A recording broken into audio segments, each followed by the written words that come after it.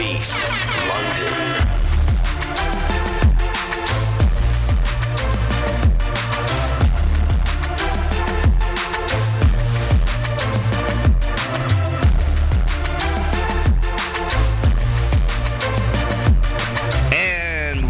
Here at AllCanesRadio, the Beast, Brian London, live from Shake Shack, 1450 South Dixie Highway in the Gables, right across the street from the University of Miami. We appreciate Eric and Mike and everybody here at Shake Shack having us here every single week. Love that. And we love the guests that we get over here at Shake Shack. And we're stone's throw, not just from the U, not just from the baseball stadium, but we're not too far away from the Neil Schiff Tennis Center, where the outstanding men's and women's tennis teams play at the University of Miami, and especially the outstanding women's team who just wrapped up the ACC championship. And joining us is their coach, Paige Hiroshuk-Tuz, who's been on with us before. And Paige, congratulations on winning the conference tournament, and it's on to the NCAAs. We start NCAAs this weekend at the Tennis Center Friday at 2 o'clock. So talk about your team. How much confidence did you have in your team heading into the conference postseason? I mean, I think we're playing pretty great tennis right now. You know, I said that before ACCs and before we went up to Cary for the championships that I thought we had really kind of hit our stride and started playing some great tennis, and that was able to surface at ACCs, and I think, you know, it will continue into the NCAA tournament.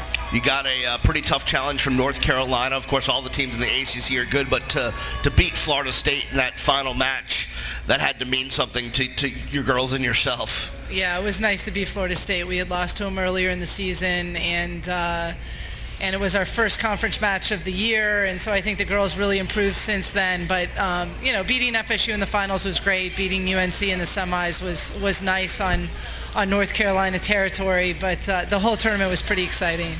Is it tough, as you said, you know, it's the ACC tournament, but it's in Carolina, and those Carolina schools are going to get support up there, and it's basically an away match. Is it tough? Yeah, they call it a neutral site, but It's definitely an away match. Like at the basketball, they said the same thing, right? Right. Yeah, you got 10,000 fans screaming the other teams. Yeah, we had a lot of fans against us, but I think that it really, you know, I think it fueled us, and I think it helped us. In past years, it's hurt us, but I think this year it helped us with the squad that I have, and to be able to do that on their territory was kind of fun. Talk about, you know, look, we've known your squad to be so tenacious over the years, and you've had some great players come out of this program. What makes this squad different? How are they different in their character, in their personality? I think this squad is just tough, you know, and in past years we've always had kind of a star at number one. We've had like a perennial top five in the country kid playing that number one spot, and this year we really don't have that. So I think it's helped our team unity a lot. It's helped these kids understand that this is truly team. This isn't about one spot, but it's about six. And these kids are great friends. I think this is probably the closest knit group I've ever had. Every once in a while during either football season or spring football, I'll walk through the tennis courts, watch you guys practice, and you know, you can give some tough love at times, and other times I see them smiling and whatnot. But you have to know how to balance that, right? You have to know how to balance the way you kind of handle the practices. One thing I know for sure, they work their butts off, don't they? They work their tails off. I mean, these girls work. And, you know, I mean, tennis, these kids, they come into school and they've got to learn that, you know, this isn't their private coach anymore. Right. And we do. We have a lot of fun, but we work really hard. Who has had the most growth on your team this season? I would say Stephanie Wagner, who's playing number one for us right now. She started off the fall. She had mono. She was having a rough time transitioning to college, and she started off playing number 5 for us, and she was just killing it at number 5, and we slowly moved her up 4, 3, 2, and now she's playing number 1. You know, she's the first alternate to get into the NCAA tournament. I think she'll get into the NCAA tournament as a freshman. I think she's probably been our biggest surprise. What do you think has led to that growth? I mean, going from number 5 to number 1 is, I mean, almost not heard of. Yeah, I think she gained a lot of confidence along the way, you know, getting a lot of wins under her belt. She's obviously a great player, but she's kind of just learned to work a whole lot harder than she ever worked back home. The other girls pushed by her rise? No, for sure. All of these girls. I mean, I've had my player who's playing 2 right now. She's played 1. She's had a great season playing anywhere from 1 to 3. My number 3 player, was MVP of the ACC tournament. She's played 1 to 3. So they're interchangeable at some spots. Is that tougher for you? Because as you said, you're used to having that number 1, and you might move around with the other players. But is it tougher on you as a coach to figure out who you're going to throw out there in what spot every weekend? Yeah, it's actually interesting you say that, because the beginning of the season, my assistant and I talked about that a lot. That forming the lineup was probably going to be our toughest part of the job. And we had to make a few changes here and there, but we've made some good changes, and I think we found the lineup that's going to. How do you determine the positioning, the 1, 2, or? Gosh, a lot goes into it. Does it change? It changes. I mean, these girls could move up a spot or down a spot depending on the weekend. And does it depend on the opponent sometimes as well? Sometimes it depends on our opponent. It's really not supposed to. We're not supposed to try to match up, but sometimes it does. And then trying to form doubles teams too, because that doubles point's huge in college tennis. So forming our doubles team was kind of our biggest test of the season. Well, with the doubles teams, I mean, not only you're looking at the 2 best players, but you're looking at personalities and who gets along and who works well, communication, all that stuff. Yeah, we had a situation with Wagner and Lily Kite, and they were playing number 1 doubles, and they were playing great, and all of a sudden they just faded. And they weren't talking to each other, and they were having, a little tiff, and we had to separate them. And now Wagner's playing 3 with a kid that wasn't even in the singles lineup, and Lily Kite's out of the lineup, and sometimes, you just have to do that in the middle of the season. It's amazing. I don't think they realize this is what happens in college athletics. They're not pros yet. It's not like, hey, we're getting paid, we're going to play together. There's personalities, there's things that get involved. I mean, like we said, you have your regional this weekend. It's graduation, it's Mother's Day, there's things going on, and you're just trying to get them to focus on 2 matches coming up this weekend. Trying to get them over the ACC championships, trying to get them through finals, trying to get them focused on Friday. I mean, luckily I don't have any seniors, so this year I don't have to worry about graduation. But yeah, just getting them to Friday, Saturday, playing great tennis it's not always easy to do. I can only imagine. What's the tactically, what's the format for the postseason? So we have the first round of 64 here at the Tennis Center. We have South Carolina playing. South Carolina is playing. If you're looking for us for help. No, I got it here. Hold on. Oh, Harry has the draw. South Carolina is playing Purdue. Yeah. South Carolina is playing Purdue first round. We're playing UNF. And then the winner of South Carolina, Purdue, UNF, Miami will play at 1 o'clock on Saturday. And generally speaking, how does your bracket look? How does your regional look here? One step at a time. Seriously, UNF is coached by a former NCAA champion from Miami, Audra Cohen. So she's coming back into town. We're aware. Yeah, they're a great team. And we've got to be ready to go on Friday. Purdue, South Carolina are both, had solid seasons. They're roughly 28-30 in the country. So we've got to take it one day at a time, one step at a time. But I think we have a good looking draw. Yeah, Purdue will come down here and melt. Let's hope so. No, I think they will. Let's hope so. They're still having cold snow up there, right. I think, Does the way you attack a match change in a way in the postseason? Is the mindset change, or do you try to get the girls to just stick to their routine, to stick to what got them to this place? We talked about that today. They definitely need to stick to their routines. They need to be, they need to do what they've been doing well, but at the same time, they need to understand that we don't have any room for error now. Because, you mess up now, you have a bad day, your season's over. One and done. So there's a lot on the line, and we wouldn't be honest if we didn't tell them that there's a lot on the line, but I think that they're ready. This is the 9th straight time you've hosted the postseason at the Neil Schiff Tennis Center. Of course, that's an accolade that's unbelievable. It really goes to show the power of the program.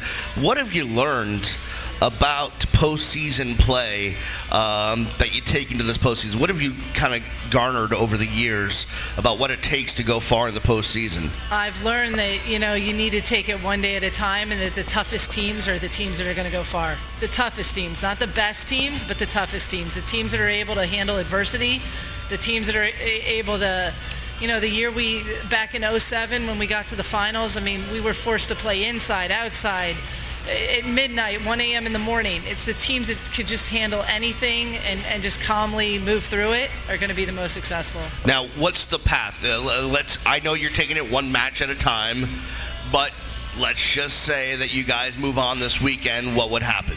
If we would move on this weekend in advance, we'd probably take off on Wednesday for Urbana, Illinois, and the Sweet 16 starts on Friday, and potentially looking at a Northwestern Baylor, round of 16 match in Champaign-Urbana. Why is it? Who picks these spots? Yeah, it's a rough spot. I don't get that. Come on, it's tennis. They've been playing so long at Georgia and at Stanford, and somehow they got the bid, and they have a great facility, but. Yeah. Well, you've seen the weather reports in some of those places the last couple of weeks? Yeah. It's going to take a couple of days to get there. I mean, hey, credit to their Chamber of Commerce or whoever got them the bid, but wow. I don't know that hey, good luck. Anyways, so we talked about Stephanie who's playing real well and is coming to her own. Who else do you really have your eye on as somebody that's going to help you this postseason? Obviously it's a team effort. Leading up to ACCs, we had really put a lot of pressure on Lena Lilikite. Right. And I really felt like if Lena could step it up a little bit, I told the team I thought we'd win the championship. And she went 3-0, and she played lights out tennis, and I'm looking at her again. I think that she's playing in a position where she could be very successful. And these kind of top-tier teams, the 1-2 teams in the country, we have to win at the 3 spot if we want to go far. Now you're ranked 6, which is like the highest you've been ranked, or tied for the highest you've been ranked before. But this is really a young team. Young team. I mean, you kind of came into the season not really sure what you had, but you did another great job of recruiting and getting a mix of girls in here that are, like you say, you're 6th in the country and you're playing for another regional here at home, so that's pretty exciting. Yeah, 4 of the 6. I mean, 4 of the starting 6 are freshmen, so it should be a lot of fun. That's pretty amazing when you think about it. But I guess in tennis you're a little more prepared to play at that level than you might be coming out of high school as a football player or a baseball player, because they start playing pretty young competitive tennis at this point. For sure. I mean, these are girls that are, they're freshmen in college, and the transition to school and the transition to being away from home, but these kids have traveled the world. They've played high-level tennis for a long time, but still, to have freshmen on your that's pretty team, amazing. And the great news is your future is really bright with that kind of thing, too. Now, same group will be back now, let me next ask you, year. in tennis, what's the rule as far as leaving early to go pro? Is it like basketball? Is it like baseball? They have to stay through their junior year? Or they can leave whenever they want. They can leave whenever they want, but I don't really foresee any of these kids leaving to go play pro tennis. I mean, they might try to play pro tennis after college, but I don't see them foregoing in education. I mean, they're all super students. They take their academics seriously. I don't see them going anywhere. Let me ask you this question, because I don't, people watch tennis, and tennis is one of the most international sports. Players from all over the world are involved in tennis, and it's no different for college tennis. At times, do you feel like you work for the United Nations? Because, yes. I mean, you've got some Europe represented, you've got South America, you've got America, you got North America. I mean, how do you make that all fit together? Yeah, we have fun with it. At the beginning of the season, Stephanie Wagner, who plays 1 for us, we were sitting at a team dinner, and one of my Americans made a joke, and she said, I don't understand your humor. I don't understand your humor. I don't think you're funny. And so it takes a while. It takes a while for these kids to get to understand each other and, what's funny and what's not funny, but luckily they gel pretty well. I mean, you'd have to think that someone from Brazil and someone from Latvia may not have a lot of, like humor or slang in common or, stuff like that. And I'm sure for you, when you do get a chance to take a step back and kind of look at the big picture, I mean, their growth as a unit of being able to just understand each other and get each other is probably pretty remarkable if you had a chance to kind of, cool. It's really cool. Yesterday we had a barbecue over at the tennis courts, and a lot of the moms got together and made dinner, and everybody was just talking about their families and how they were raised and how many languages they speak. And they're taking finals in what is their 3rd language, some of these kids, and academically they're 3.8 students. I mean, they're impressive. They're impressive, more so than even tennis players. I mean, they're just impressive people. Do you have any strange recruiting trip stories from being somewhere not here? Yeah, I actually took a recruiting trip to Austria years ago when I was pregnant with our first child. Oh. And I was feeling a little sick to begin with. Right. And I landed and I went straight to the family's house and sat down, and the mom had cooked duck soup for dinner and put it in front of me, and I took it down because I wanted the kid. Right. And I got the kid, and I got the heck out of there. I said, never again. The sacrifices that coaches make I mean, you always hear the stories, whether it's basket, whatever, baseball, football, that the mom cooked dinner, and it's, you just have to, you take one for the team, no matter what they cook. Yeah. Yeah. There was another time I was in Canada, and I got caught. I was in Niagara Falls. I got caught in a really bad snowstorm.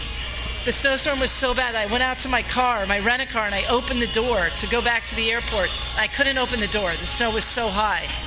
And I called a shuttle service, and I said, just get me out of here. And I left the car. And I got to the airport. I said, there's a car in this parking lot at this hotel. Charge me whatever you need to charge me, but I'm not getting in that car and driving it back to the airport. We've had some pretty funny stories. Yeah, I can only imagine. Well, Paige, we wish your girls the best of luck this weekend. We know they're going to do great and represent the university well. It's so awesome that you guys are hosting for the 9th straight year. Thank you. And the job that you've done with especially this team, because they are so young, is just remarkable. And we really appreciate you and all that you've done for the university. Hey, and not only that, another ACC title. And we'll actually have ACC tennis champion shirts in the store by Thursday. That's right. Yeah, that's right. Everybody that wants to can go out and they sell tickets to the event, right? So it's not very expensive, but it's a great afternoon to watch these girls play tennis, and I've been out there quite a few times. Give us the times of the matches, or at least your match. Start at 10 o'clock on Friday. We play at 2 o'clock on Friday, and then the championship match is at 1 o'clock on Saturday. All right, perfect. Let's try to get a lot of Canes out there and support our team as they go for a national championship. Yeah, let's do that. We like trophies down here. Let's do that. They had the trophy at the baseball game. They had the men's ACC championship trophy and the women's tennis ACC championship trophy. So we're getting like this whole ACC case getting ready to be built. So we just need to keep those things coming. Yeah, no doubt about it. Thanks so much to Paige Jaroshuk-Tews for joining us here on All Canes Radio. We wish the best of luck to her team. We're going to take a break live from Shake Shack in the Gables, 1450 South Dixie Highway, right across from the University of Miami. They got a great deal going on. The Great American Shake Sale. It's the second annual Great American Shake Sale here at Shake Shack. You come in, you donate $2, which fights child hunger, and you get a coupon for a free shake on your next visit. You're going to want to partake in this, because who doesn't want to help hungry children, and who doesn't want a free shake, basically? That is the deal. All right, we're going to take a break. When we come back, we'll have much more live from Shake Shack in the Gables, 1450 South Dixie Highway, right across from the U. This is All Canes Radio. We don't care about nobody except it's you. We don't. You're listening to All Canes Radio. Canes fans, it's the